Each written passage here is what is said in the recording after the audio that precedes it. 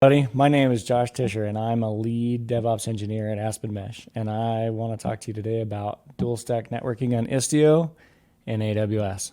To get started, we really need to understand some of the prerequisites for dual stack networking. You really need to be aware that dual stack networking really hasn't been enabled until Kubernetes 120. In addition, you really need to pay attention to the underlay networking or the physical infrastructure layer of your cluster. That will include, things like the bare metal, network cards, configurations of the Linux operating systems on your hosts. The overlay networking refers much more in detail to the virtualized networking, or more like the CNI layer in the Kubernetes cluster itself. And then, of course, your applications have to respond to IPv6 as well as IPv4, so make sure you upgrade those. To dig more into Istio and dual stack, Aspen Mesh has been working on these features for about a year, and we've been working in addition with the community to open source this work. We've chosen Openshift as our primary platform for testing and validation, since it is a production-ready cluster, does have infrastructure as code, and is readily available to remake clusters at your whim and make it reproducible. That's what we really love infrastructure as code for in automation. To get started on Openshift on AWS, there's a lot of different ways to do that. We're following the IPI, or infrastructure installer provisioned infrastructure, deployed from their installer and client tools, which require AWS, CLI, and some other things. Please take a look at our open source repository.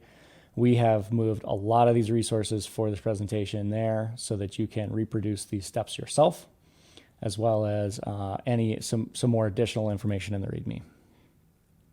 So how we get started on OpenShift is we're going to follow our scripts in our repository. The OpenShift cluster script will help us get started, create a brand new cluster, and by default that has IPv4 networking for the underlay. And then we've got another script for upgrading the AWS infrastructure, which adds IPv6 dual stack networking capabilities, following the AWS guide that's been publicly published and linked here in this document. Once you have upgraded your underlay networking, we need to work on upgrading the CNI and the network inside of Kubernetes to enable dual stack. So we've prepared another script here that follows the OpenShift documentation on how that's possible. So go take a look at that. And then, of course, when you're done, make sure you clean up your resources so that you don't incur some extra costs that you weren't aware of, because OpenShift clusters require 5 or 6 nodes. Make sure that you clean those up. So to dig more into the underlay physical networking side of AWS, we've, of course, got VPC layers, load balancers, subnets, all the way down to the EC2 instances themselves. All of those infrastructure pieces need to be able to respond to IPv4 and 6. Something that we have managed to find as a part of this is the load balancers themselves for AWS don't fully use IPv6 directly. They do some IPv4 network translation. So you will see that in your curl and in your curl requests. So once you've dealt with your underlay network and your physical layer, we move on to the overlay networking. So you can see here we've got 2 sort of samples of what it might look like to upgrade your CNI and your Kubernetes cluster configuration for dual stack. You can see in OpenShift it is applying a patch that's really simple to the network versus KubeAdmin, which has much more complicated steps, as well as probably restarting the cluster. OpenShift, you can do it on the fly, and it will accept and reload the pods as necessary for any of the resources that it needs. From here, once you have your underlay network and your overlay network prepped, you can install Aspen Mesh. We've got our installation version 1.11.8 AM2, which has our dual stack network features enabled. And on the right here is a sample overrides file that will help address some of the configuration issues that you might have to get it installed on OpenShift. From here, once you have Aspen Mesh installed, you can validate your pod networking. Our test dual stack script here installs a sleep pod and an HTTP bin in a dual stack namespace just so you can run some curl commands maybe some NS lookups to validate that it is indeed responding to those network traffic requests appropriately.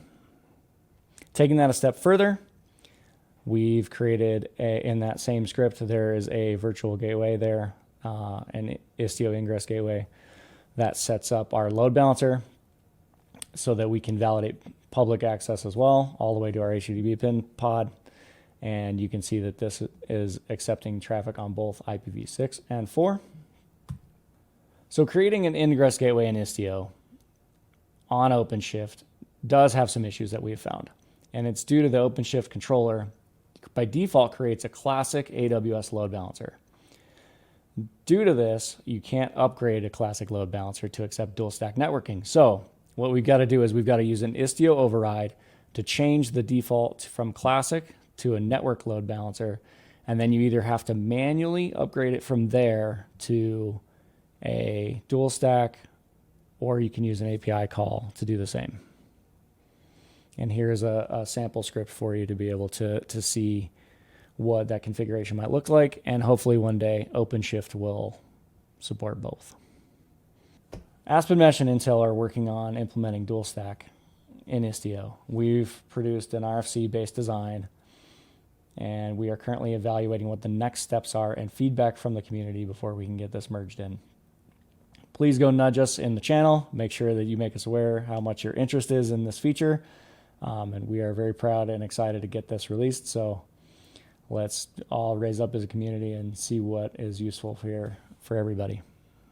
Thank you so much for your time. Enjoy your conference.